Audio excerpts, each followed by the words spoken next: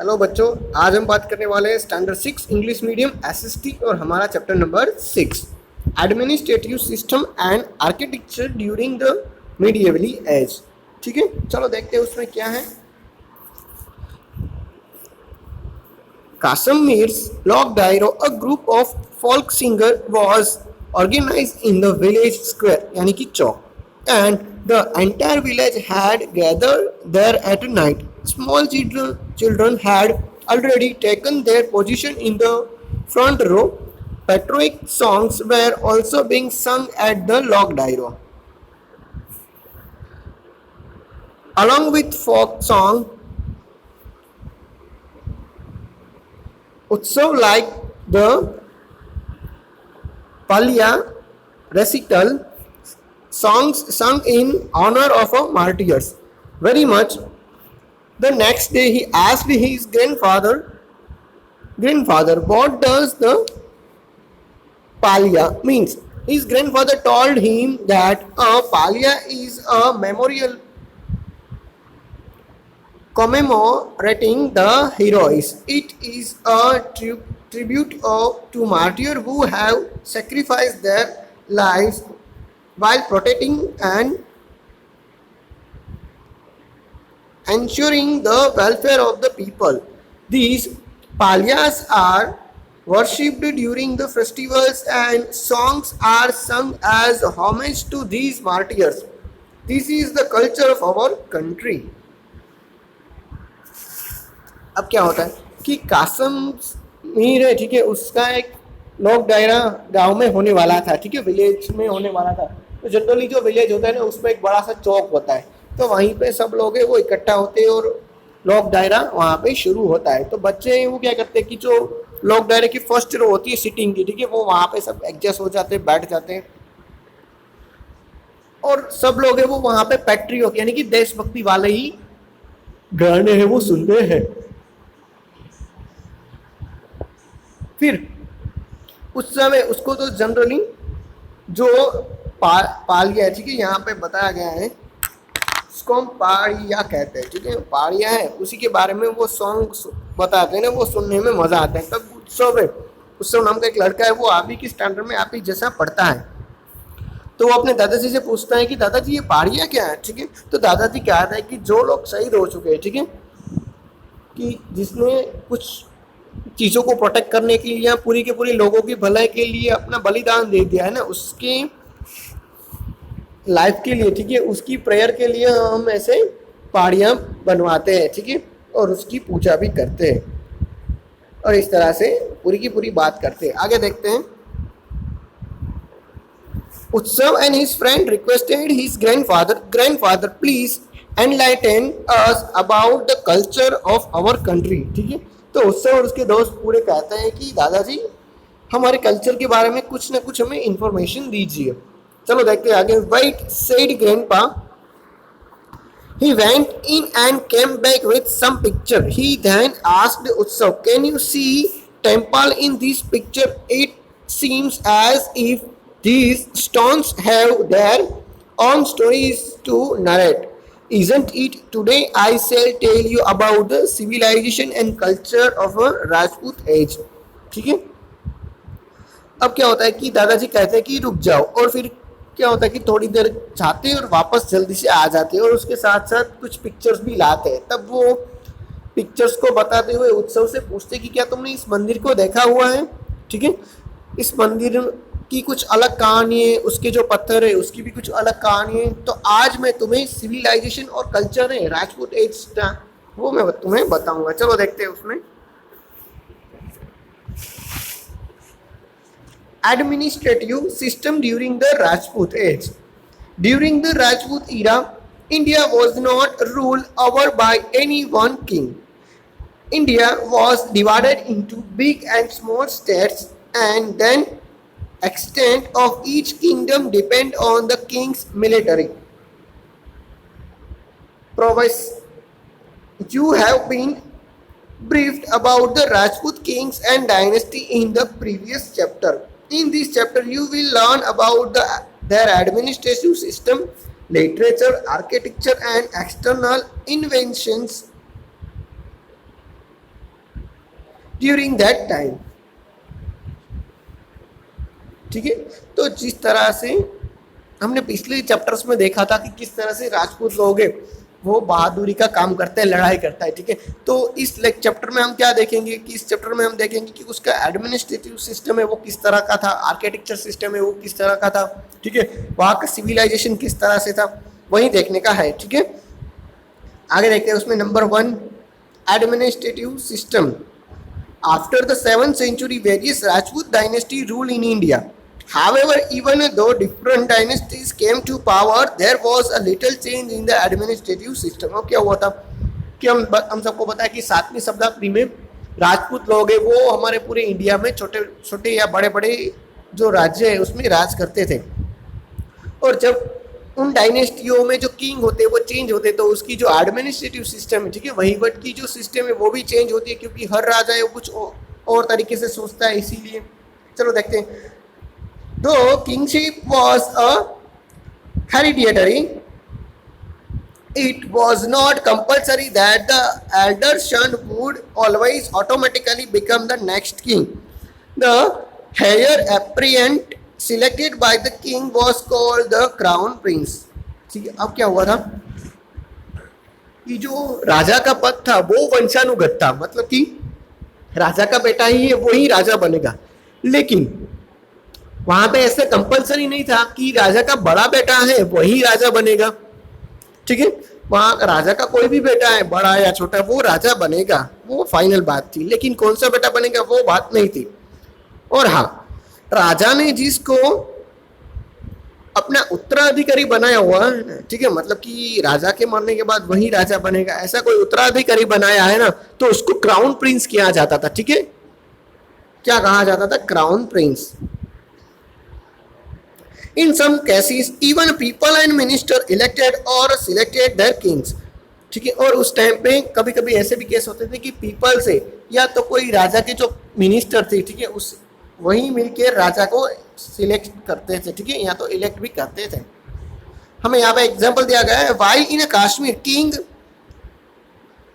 यशस्कारा was selected and enthroned by the Brahmin group। ठीक है, कश्मीर का जो किंग है यशस्कारा, ठीक है, वो भी इस तरह से इलेक्टेड हुआ है। और बात करें in Gujarat, Kumarpal was selected as a successor by the council of minister. ठीक है, जो गुजरात में जो कुमारपाल है वो भी जो मिनिस्टर ऑफ काउंसिल है उसी के द्वारा इलेक्ट किया गया है, सिलेक्ट किया गया है। ठीक है, हमें यहाँ पे एक इलेक्शन का एग्जाम्पल दिया गया है। ठीक है, यशस्कारा है वो इलेक्शन हुआ था, ठीक है, लोगों ने उसको चुना था, जबकि कुमारपाल है उसको मिनिस्टरों ने सिलेक्ट किया हुआ है। ठीक है, तो इस तरह से इलेक्शन और सिलेक्शन में डिफरेंस होता है। इलेक्शन में क्या होता है कि चुटनी होती है, सब लोग वो अपना मत है वो डालते हैं, फिर उसका रिजल्ट आता है। जबकि वहाँ पे सिलेक्शन में क्या होता है कि सब लोग वो सिलेक्ट कर लेता है, चूज कर लेते हैं। आगे देखते हैं।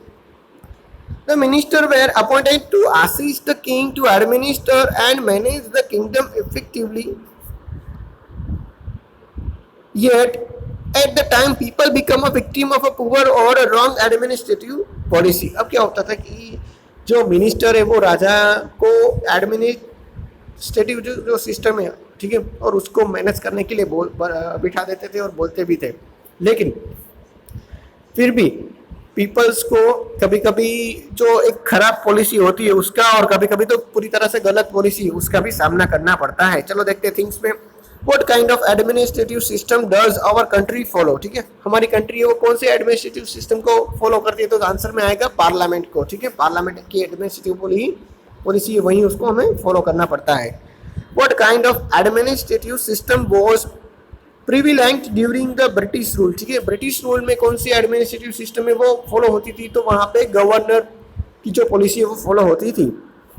However, the ministers select in ancient time, ठीक है, एंशियंट टाइम में मिनिस्टर किस तरह से सिलेक्ट होते थे? तो क्या होता था कि जो काउंसिल ऑफ मिनिस्टर है वही सिलेक्ट करती थी। How are the minister selected today? अभी मिनिस्टर किस तरह से सिलेक्ट होते? तो अभी सारे मिनिस्टर है वो इलेक्शन के थ्रू सिलेक्ट होते हैं। आगे देखते हैं number 1 administrative system in the village. ठीक है, एडमिनिस्ट्रेटिव सिस्टम है वो विलेज में किस तरह की थी? Village institutions were very important during the medievally period. The panchayat looked after its administration.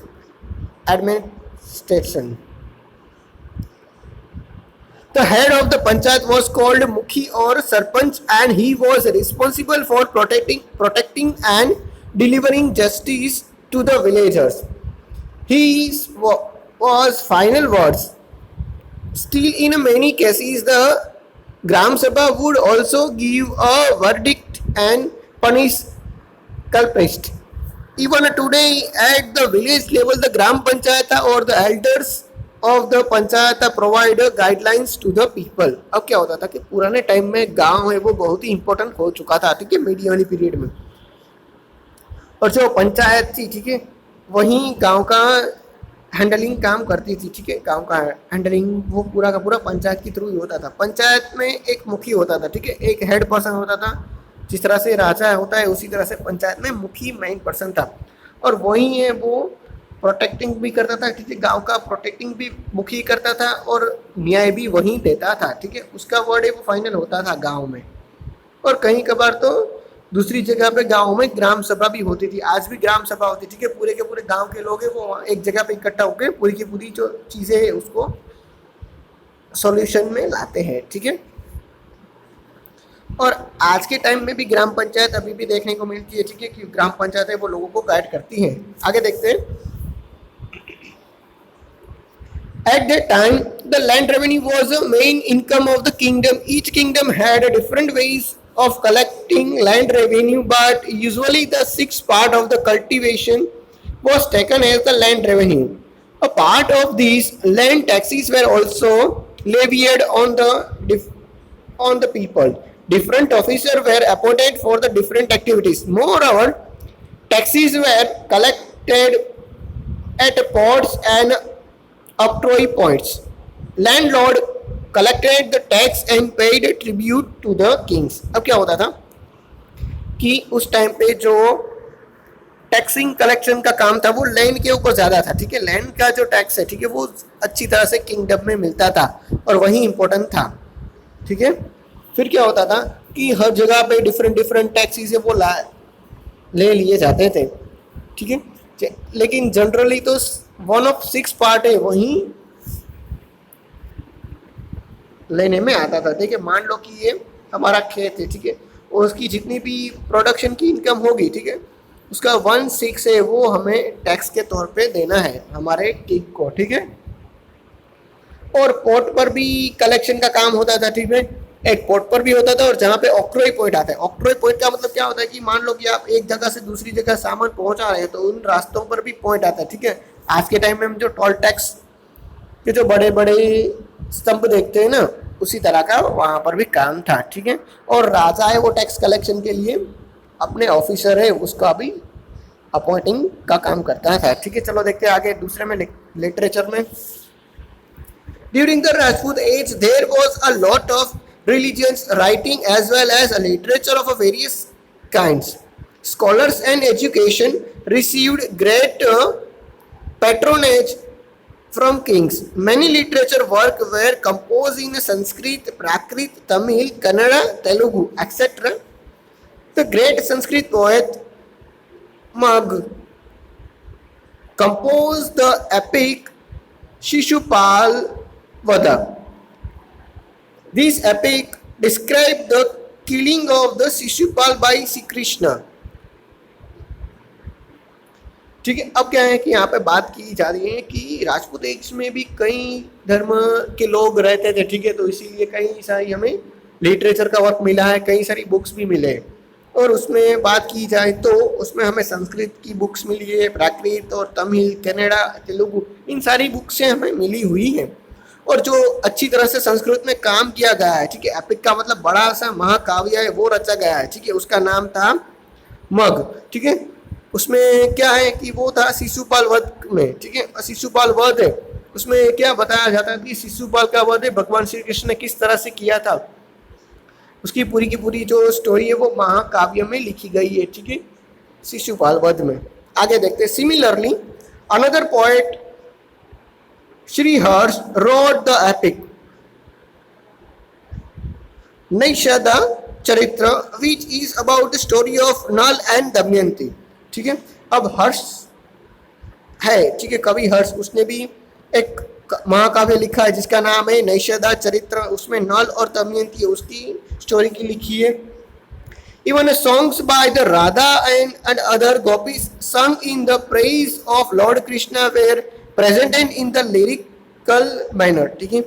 जो राधा और अदर गोपियाज है, ठीक है, उन दो जो वो लोग हैं जो सॉन्ग्स को गाते थे भगवान श्री कृष्ण की प्रेयर के लिए, ठीक है, वो भी अच्छी तरह से अच्छी मैनर में यहाँ पे प्रेजेंट किया गया है। The biography and the achievement of the king were also compose in the poetically manner. राजा द्वारा जो भी अचीवमेंट किया जाता था, जो भी उसका व्यवहार था, उसका जीवन चरित्र था, वो भी अच्छी तरह से लिखा जाता था। हेमचंद्राचार्य रोट अ कुमारपाल चरित्र based on the entire of the Solanki king of the Gujarat Kumarpal and grammar book सिद्ध हेम शब्दानुशासन। As the title indicated, the manner of the king Siddharaj Jaisi and the Hemchandracharya are associated with this book. This book was considered so important that it was placed on an elephant during the procession in the Patna. अब क्या होता था कि हेमचंद्राचार्य ने दो book से लिखी हुई है, ठीक है। एक बुक से वो कुमारपाल के ऊपर लिखी है, ठीक है। कुमारपाल है वो किस तरह का राजा था, ठीक है। मैंने अभी हमने सुना था कि कुमारपाल को उसने, ठीक है, उसको राजा किसने बनाया था, तो काउंसिल मिनिस्टर ने बनाया था। उसी के पूरी लाइफ के बारे में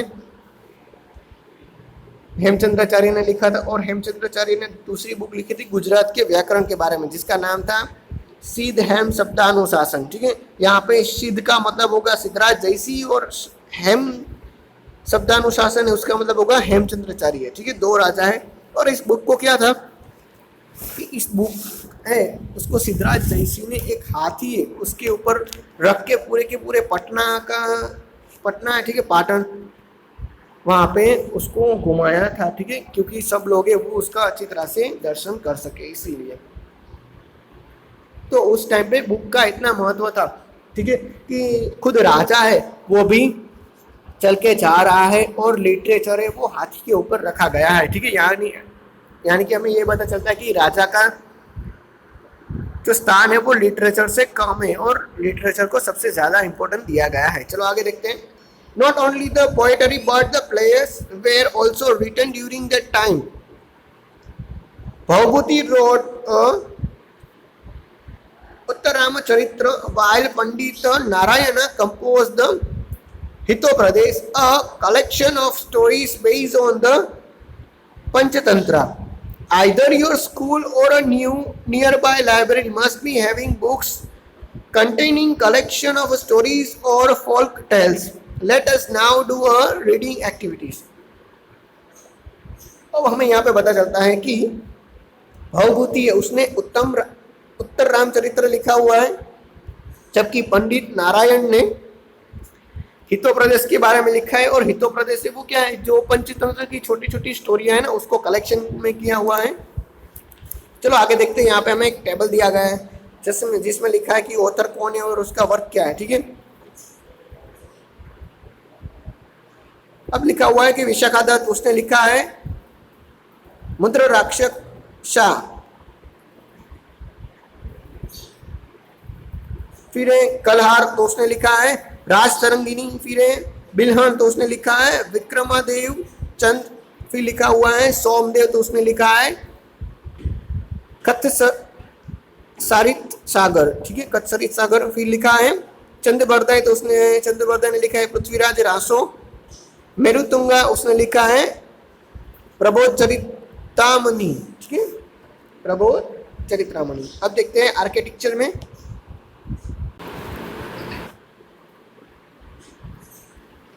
Among the various constructions during the Rajput age, temple constructed is noteworthy. The Rajput kings were fond of constructing grand and artist buildings. The architecture and sculpture of that time is evident from the temple, forts, palaces, lakes and etc. चलो देखते हैं। अब क्या था कि Rajput time में जो भी चीज़ें बनी हुई थी ना, वो आज के टाइम में भी हमें देखने को मिलती है। और किस तरह से वो लोग बनाते थे, ठीक है, वही हमें यहाँ पे देखने को मिलता है।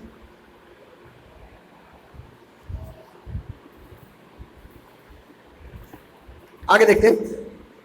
Among the temples, Khajuraho in the Madhya Pradesh and the Puri temple of the Lord Jagannath are famous for their architectures and sculptures. The Sun temple of the Karnak was also built during that time. The Karnak temple was constructed with the great fitness and was sharp like a chariot driven by the 7 horse.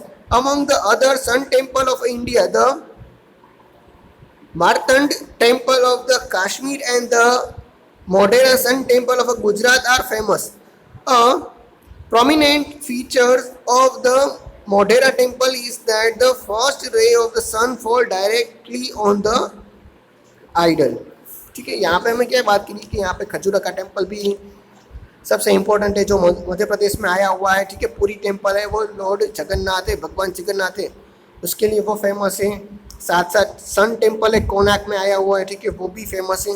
और उसकी खास बात तो ये है कि वो एक अच्छी तरह से लुक लाइक दिखता है और इस तरह से बनाया गया है कि जैसे कि मान लो कि सूर्य भगवान को 7 जो घोड़े हैं, ठीक है, वो खींच रहे हैं एक रथ पे बिठा के।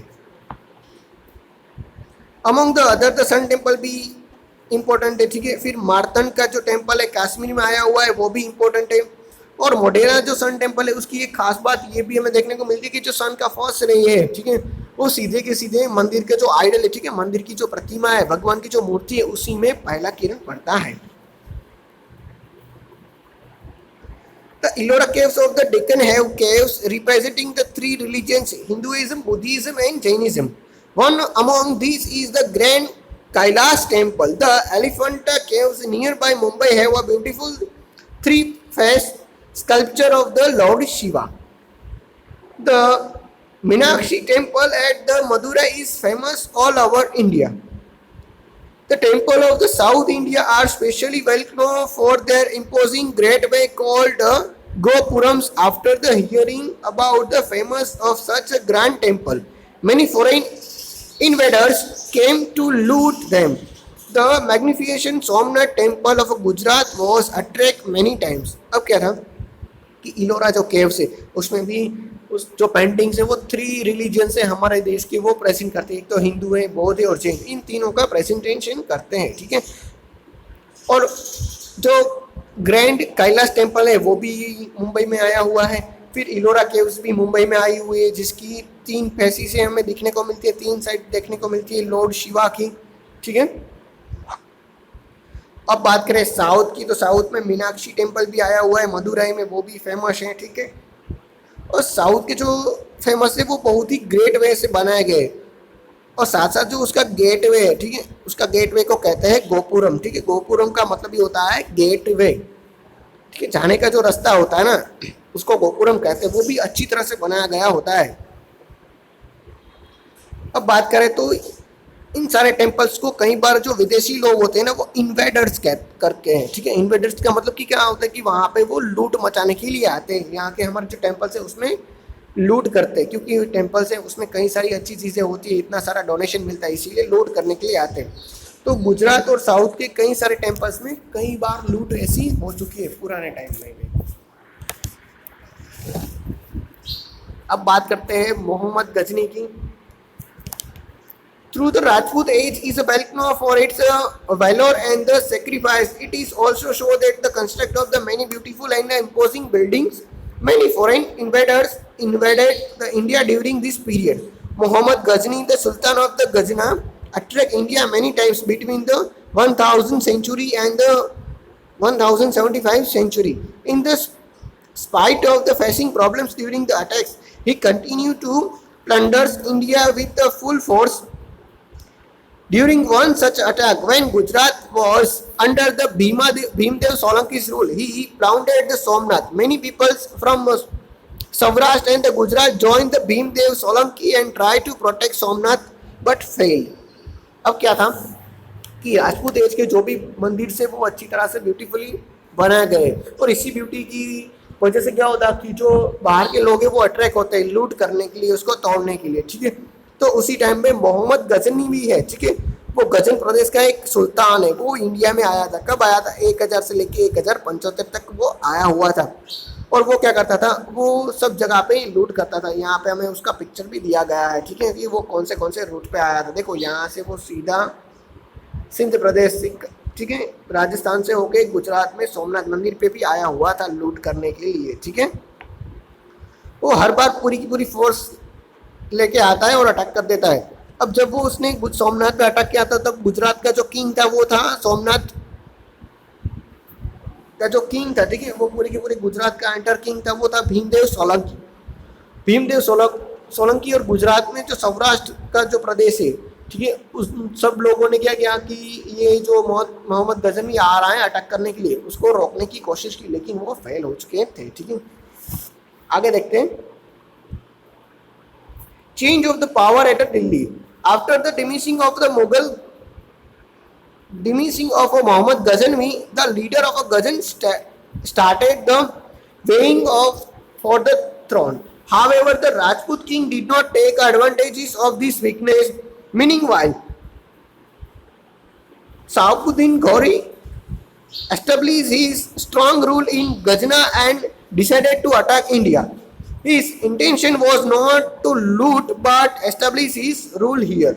ठीक है, अब क्या था कि